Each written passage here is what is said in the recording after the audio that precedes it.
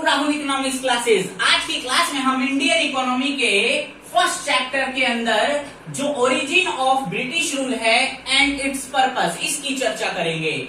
आप लोगों ने जनरली ये सुना होगा कि ब्रिटिशर्स ने इंडिया के अंदर जो अपना कदम है पहली बार 1757 के अंदर रखा और एक वॉर हुआ इंडिया के अंदर, जिस वॉर का नाम था बैटल ऑफ प्लासी। क्लियर हुआ? ये बात आप लोग जनरली स्टडी करते हैं, लेकिन राहुल इकोनॉमिक्स क्लासेस के अंदर आप लोगों के स्किल और आप लोगों की नॉलेज को ध्यान में रखते हुए टीचिंग कराई जाती है, जहां आप देखोगे कि ऐसी बातें आप लोगों को राहुल इकोनॉमिक्स क्लासेस के अंदर सुनने को मिली जो शायद आप लोगों को पहले ना तो बताई गई होंगी कहीं पर और ना ही आपने सुनी होगी। जैसे फॉर एग्जाम्पल आप क्या बताना चाहते हैं सर? 23 जून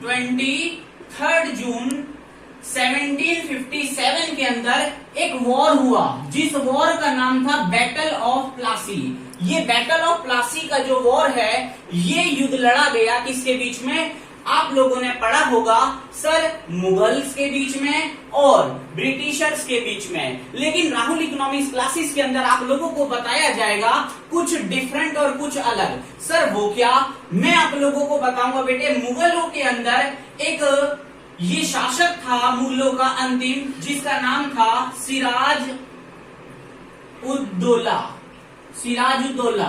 ये सिराजुद्दौला जो है, ये मुगलों का शासक था जो एक साइड से वॉर कर रहा था, दूसरी साइड से जो वॉर में शामिल था ब्रिटिश एम्पायर, उसका नाम था रॉबर्ट क्लाइव।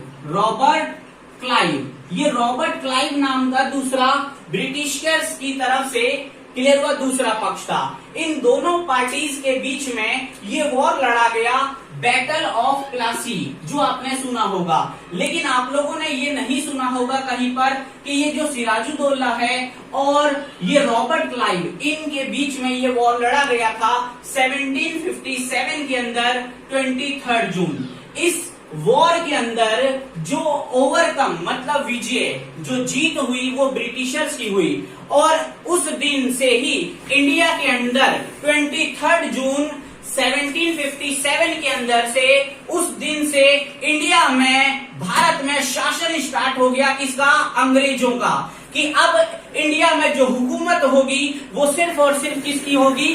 ब्रिटिशर्स की होगी। इंडिया के अंदर ब्रिटिशर्स जो है क्यों आए, उनके पीछे पर्पस क्या था? ब्रिटिशर्स का आने के पीछे जो मोटिव था, इंडिया की इकोनॉमी को एक्सप्लॉइट करना, यानी इंडिया के नेचुरल रिसोर्सेज और ह्यूमन रिसोर्सेज का एक्सप्लॉइटेशन करना। इसके लिए ब्रिटिशर्स ने इंडिया की इकोनॉमी को एक फीडर इकोनॉमी बनाना चाहा। सर ये फीडर इकोनॉमी क्या होती है? फीडर इकोनॉमी का मतलब क्या है? जैसे एक माँ अपने छोटे से बच्चे को जन्म देती है, तो वो माँ अपने छोटे से बच्चे को उसके पालन पोषण करने के लिए, उसे बड़ा करने के लिए अपना मिल्क जो है, अपना दूध जो है बेटे, उसे फीड कराती है, ताकि वो बच्चा जो है धीरे धीरे क्या होने लग जाए? बढ़ने लग जाए, बड़ा हो जाए। तो इसी तरह से जो हमारी इंडिया की इकोनॉमी थी, इस इंडिया की इकोनॉमी को इस भारत की माँ ने, क्लियर हुआ बेटे, क्या किया? इस ब्रिटिशर्स को, क्लियर हुआ बेटे, अपना दूध पिलाया, यानी कि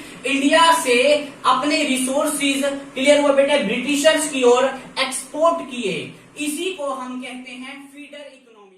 इस तरह से आप देख रहे हैं कि ये ब्रिटिश एम्पायर की जो तलवार है वो थोड़ी सी बड़ी है और मुगल एम्पायर की जो तलवार है वो छोटी सी है। तो इसका मतलब क्या हुआ कि मुगल एम्पायर को ब्रिटिश एम्पायर ने हरा दिया और आज जो ब्रिटेन है ये इंडिया से ज्यादा डेवलप्ड है, जैसा कि हम सभी जानते हैं। लेकिन ब्रिटेन को ये नहीं बात भूलनी चाहिए कि वो हमारी भारत माता का दूध पीकर ही आज बड़ा हुआ है, यानी हमारे भारत से रिसोर्सेज को चुरा चुरा कर, क्लियर हुआ, डेवलप हुआ है। इसीलिए सभी बच्चे बोलेंगे भारत माता की जय, वंदे मातरम।